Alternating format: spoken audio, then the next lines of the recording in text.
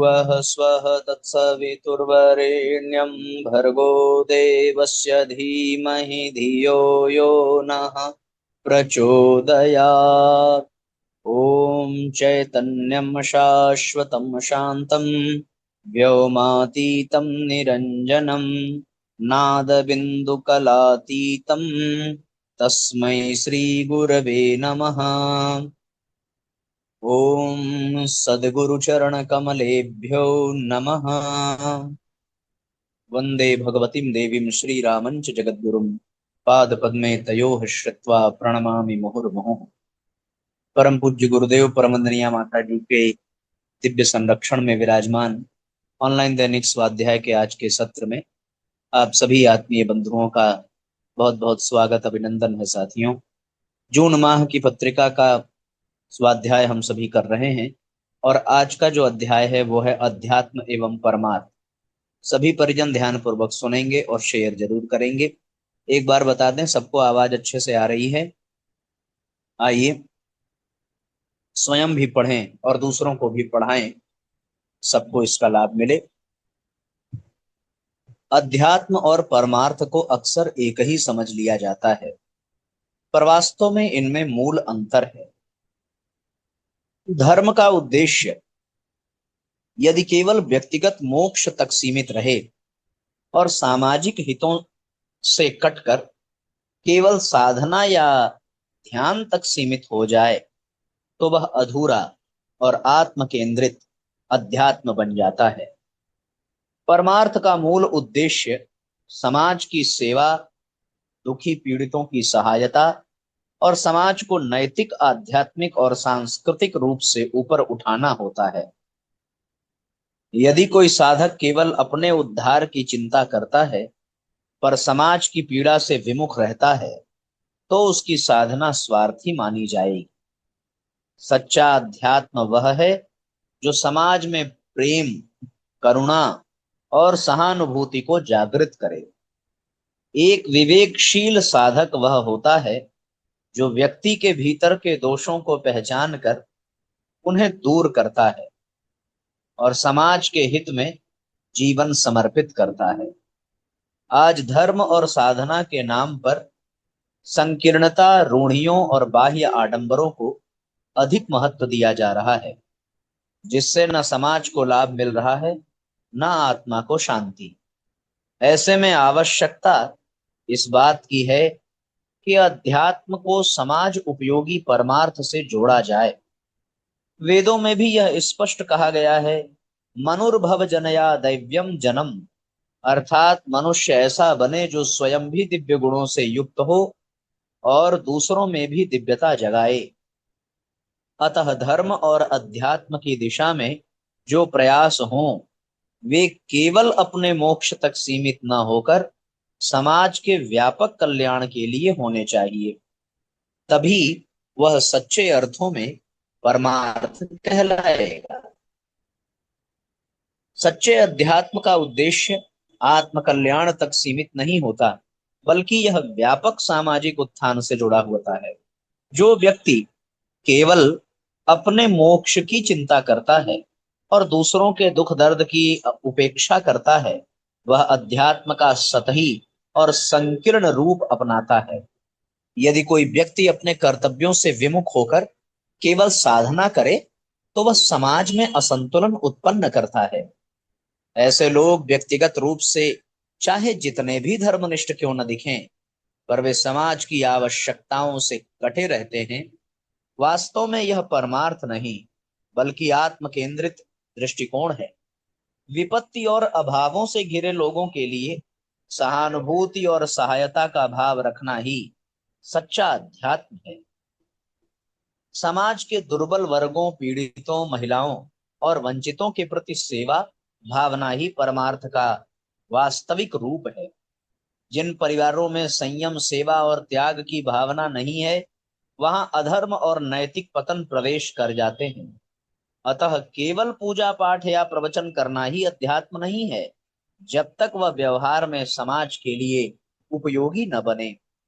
वेदों और उपनिषदों में भी यही कहा गया है कि सत्य को जानना, उसे जीना और समाज के लिए उपयोगी बनाना ही धर्म है। केवल आत्मा की मुक्ति की कामना नहीं, बल्कि सबके उद्धार की भावना ही सच्ची साधना है। इसलिए आज आवश्यकता है कि अध्यात्म का सही अर्थ समझा जाए और परमार्थ के रूप में उसे समाज कल्याण से जोड़ा जाए। तब ही धर्म, संस्कृति और मानवता की रक्षा संभव है। केवल देवालयों में पूजा पाठ करने या उपदेश देने से अध्यात्म की सिद्धि नहीं होती। यदि साधना का केंद्र केवल व्यक्तिगत मुक्ति तक सीमित है और उसमें दूसरों के कल्याण की कोई भावना नहीं, तो वह अधूरी है। धर्म और अध्यात्म तभी सार्थक है जब वे समाज के उत्थान में योगदान दें। धार्मिक व्यक्ति यदि अपने कर्तव्यों से विमुख होकर केवल एकांतिक साधना में लगे रहे, तो वह समाज की समस्याओं का समाधान नहीं कर सकते। उनकी साधना आत्म कल्याण तो दे सकती है, पर जन कल्याण नहीं। जो साधक दूसरों की पीड़ा को अपना समझे और उसे दूर करने के लिए कुछ करे, वही सच्चा साधक है। शास्त्रों में भी यही कहा गया है कि परोपकार ही धर्म है। सच्चा अध्यात्म वही है जो निर्धनों, पीड़ितों, उपेक्षितों और शोषितों के जीवन में आशा की किरण बने। जो धर्मजन्य आचरण दूसरों को प्रेरणा दे, वही सच्चा अध्यात्म है। नैतिकता और सामाजिक जिम्मेदारी से रहित साधना केवल एक आत्म केंद्रित क्रिया बन जाती है, जबकि परमार्थ, जिसमें त्याग, सेवा और करुणा हो, वही अध्यात्म को पूर्ण बनाता है। वेदों और उपनिषदों ने भी स्पष्ट किया है कि धर्म का उद्देश्य केवल पूजा या यज्ञ नहीं, बल्कि सर्वजन हिताय और सर्वजन सुखाय होना चाहिए। इसलिए आज की आवश्यकता है कि धर्म को केवल पूजा पद्धति न माना जाए, बल्कि वह जीवन में व्यवहारिक रूप से उतरे। दूसरों की मदद, समाज की भलाई और समष्टि के कल्याण के रूप में, तभी वह परमार्थ कहलाएगा। साथियों, अध्यात्म और परमार्थ में बड़ी सुंदर तुलनात्मक विवेचना की गई है और समीक्षात्मक विवेचना की गई है। हम अध्यात्म जगत के हैं तो हम केवल आध्यात्मिक ही नहीं बल्कि पारमार्थी भी बने, इसका हम सबको बहुत सुंदर मार्गदर्शन इस अध्याय से प्राप्त हुआ। अब एक छोटी सी कहानी। एक व्यक्ति ने तंत्र साधना की, परिणाम स्वरूप उसे प्रेत सिद्ध हो गया। प्रेत बोला, मुझे जल्दी से करने को काम दो, नहीं तो मैं तुम्हें मार डालूंगा। घबराकर उस व्यक्ति ने प्रेत को काम बताने शुरू किए, पर प्रेत वो सारे काम पलक झपकते पूरा कर देता। अब वह व्यक्ति बहुत घबराया और भागा भागा अपने गुरु के पास पहुंचा। तो उसके गुरु ने कहा, वत्स, इसीलिए आंतरिक परिष्कार की गायत्री साधना को श्रेष्ठ बताया गया है। निरर्थक सिद्धियों की दौड़ मात्र जी का जंजाल बनती है। ऐसा कहकर उन्होंने अपने शिष्य से लच्छेदार बाल सीधा करने को दे दो। अब प्रेत इसी काम में व्यस्त हो गया। वह जितनी बार बाल सीधा करता, बाल फिर टेढ़ा हो जाता। प्रेत से जान छूटने पर तंत्र साधक को भान हुआ कि इसी कारण जीवन के परिमार्जन की साधना को ही सच्ची सिद्धि कहा गया है, भूत प्रेत साधने को नहीं। बिल्कुल सत्य साथियों, भूत प्रेत के साधने से सिद्धियां मिले, वो सिद्धियां हमारे जीवन के लिए ही समस्या का कारण बन जाती हैं। इसलिए हम सब सिद्धियों पर नहीं, आत्म साधना पर ध्यान दें और जीवन का परिष्कार प्रथम लक्ष्य होना चाहिए। तत्पश्चात रिद्धियां, सिद्धियां, विभूतियां, उपलब्धियां, ये सब अपने आप दौड़ती दौड़ती हमारे जीवन में आ जाएंगी। अगला अध्याय है ध्यान योग, आत्मा की अमृत यात्रा। ध्यान योग मनुष्य के जीवन का केवल एक अभ्यास या साधना मात्र नहीं है, बल्कि यह आत्मा की अमृत यात्रा है। यह साधना हमें हमारे वास्तविक स्वरूप से जोड़ती है और यह अनुभव कराती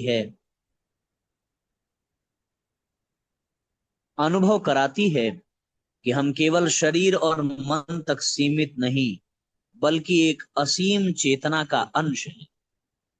विज्ञान ने भी अब यह स्वीकारना आरंभ कर दिया है कि ध्यान योग की गहराई में उतरते ही शरीर और मस्तिष्क में अद्भुत परिवर्तन घटित होते हैं। हृदय की धड़कन धीमी पड़ जाती है, श्वास सामान्य से कहीं अधिक शांत हो जाती है और मस्तिष्क की तरंगे एक विशेष लय में व्यवस्थित हो जाती है। सामान्य स्थिति में जहां बीटा तरंगे अस्थिरता और व्याकुलता का प्रतीक होती हैं, वहीं ध्यान में अल्फा और थीटा तरंगे प्रबल हो उठती हैं। यही तरंगे मनुष्य को गहन शांति, स्थिरता और सृजनात्मकता का अनुभव कराती है। परंतु ध्यान का महत्व केवल शारीरिक या मानसिक स्वास्थ्य तक सीमित नहीं है। यह साधना आत्मा के गहन आयामों का द्वार खोलती है। ध्यान का अभ्यास करते करते साधक भीतर की उस ज्योति को अनुभव करने लगता है जिसे शास्त्रों में अंतर ज्योति प्रकाश कहा गया है। यही वह ज्योति है जो अज्ञान का अंधकार मिटाकर आत्मा को उसकी वास्तविक पहचान कराती है। ध्यान योग हमें यह सिखाता है कि संसार की परिस्थितियां चाहे जैसी भी हों, भीतर की स्थिरता और शांति बनाए रखना ही सच्चा पुरुषार्थ है। जो साधक इस स्थिति को प्राप्त कर लेता है, वह न केवल स्वयं संतुलित रहता है, बल्कि अपने आसपास भी शांति, करुणा और सकारात्मक ऊर्जा का वातावरण निर्मित करता है। यही कारण है कि ध्यान को जीवन का विज्ञान और मोक्ष का मार्ग दोनों कहा गया है।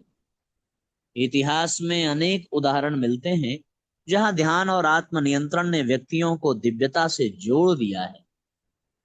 एक प्रसंग है कि एक तपस्वी राजा के दरबार में भिक्षा मांगने पहुंचा। राजा ने विनम्रता पूर्वक कहा, आप जो चाहें सो मांग सकते हैं।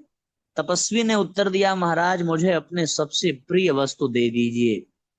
राजा कुछ देर मौन रहे और फिर बोले, मुझे सबसे प्रिय मेरा प्रजा हित है।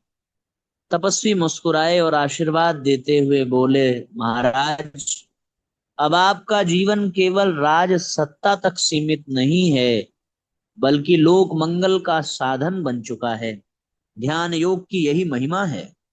ये हमें हमारी सीमित पहचान से उठाकर अनंत की ओर ले जाता है। साधक जब ध्यान की गहराइयों में प्रवेश करता है, तो उसे यह अनुभव होने लगता है कि समस्त सृष्टि में एक ही चेतना प्रवाहित है और वह चेतना ही उसका अपना आत्म स्वरूप है। इस स्थिति को ही वेदों ने अहम ब्रह्मास्मि और उपनिषदों ने तत्वमसि कहा है। विज्ञान के उपकरण इन सूक्ष्म अनुभवों को भले ही संख्याओं और तरंगों के रूप में मापने का प्रयास करें, किंतु ध्यान के वास्तविक परिणाम को तो साधक ही जान सकता है। वह परिणाम है मन की शांति, हृदय की करुणा और आत्मा का प्रकाश। यही ध्यान योग की पूर्णता है। इसलिए हम सब भी साथियों नियमित ध्यान का अभ्यास करें, नियमित उपासना का अभ्यास करें और अध्यात्म से प्राप्त ऊर्जा को परमार्थ में, जगत के हित में, विश्व कल्याण में लगाने का प्रयास करें, तो निस्संदेह हमारा जीवन भी धन्य होगा। आज के लिए ये 2 अध्याय ही साथियों। अगला अध्याय कल पढ़ेंगे, गायत्री मंत्र हमारे साथ साथ। ओम भूर्भुवः स्वः तत्सवितुर्वरेण्यं भर्गो देवस्य धीमहि धियो यो नः प्रचोदयात्। सभी आत्मीय बंधुओं को बहुत बहुत प्रणाम। साथियों, बहुत बहुत धन्यवाद जुड़ने के लिए। सबका मंगल हो। जय राम जी की शुभ रात्रि। ॐ भूर्भुवः स्वः तत्सवितुर्वरेण्यं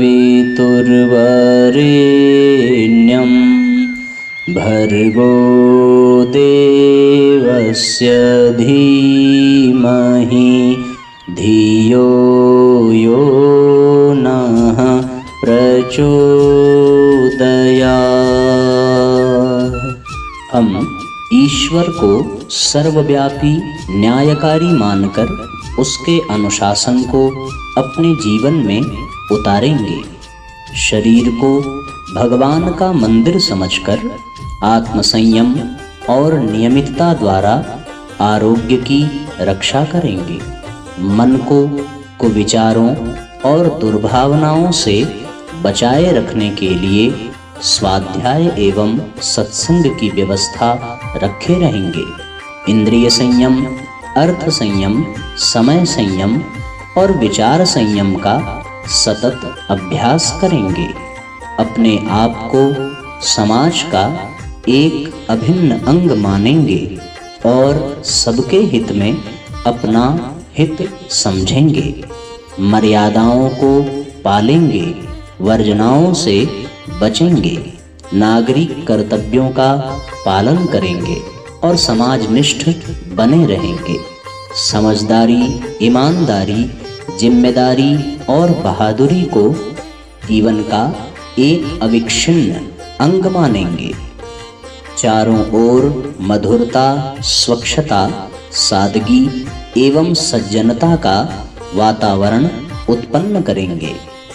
अनीति से प्राप्त सफलता की अपेक्षा नीति पर चलते हुए असफलता को शिरोधार्य करेंगे। मनुष्य के मूल्यांकन की कसौटी उसकी सफलताओं, योग्यताओं एवं विभूतियों को नहीं, उसके सद्विचारों और सत्कर्मों को मानेंगे। दूसरों के साथ वह व्यवहार नहीं करेंगे जो हमें अपने लिए पसंद नहीं। नर नारी परस्पर पवित्र दृष्टि रखेंगे। संसार में सत्प्रवृत्तियों के पूर्ण प्रसार के लिए अपने समय, प्रभाव, ज्ञान, पुरुषार्थ एवं धन का एक अंश नियमित रूप से लगाते रहेंगे। परंपराओं की तुलना में विवेक को महत्व देंगे। सज्जनों को संगठित करने, अनीति से लोहा लेने और नवसृजन की गतिविधियों में पूरी रुचि लेंगे। राष्ट्रीय एकता एवं समता के प्रति निष्ठावान रहेंगे। जाति, लिंग, भाषा, प्रांत, संप्रदाय आदि के कारण परस्पर कोई भेदभाव न बरतेंगे।